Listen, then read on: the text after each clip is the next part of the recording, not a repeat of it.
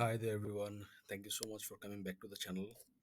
Today, we're going to learn about sharing the link in the Google Drive. We always face these kind of things in our professional life, whether it's an office job or in a desk job, or it's a freelancing task. So, let's dive in.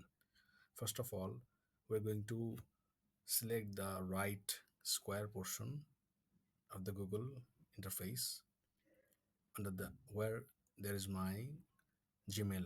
Okay, let's click here.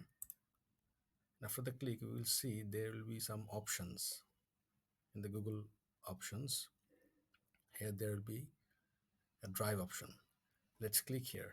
Okay, the file name is nrust1 zip. Here we can see the three dots. Just press here and we can see there is a share option. It's a very easy task. Just click share here, and after that you'll see your man is waiting, and you can just give him whatever you want to do. He can be a viewer, commenter, editor. After selection of the editor section, you can just click done.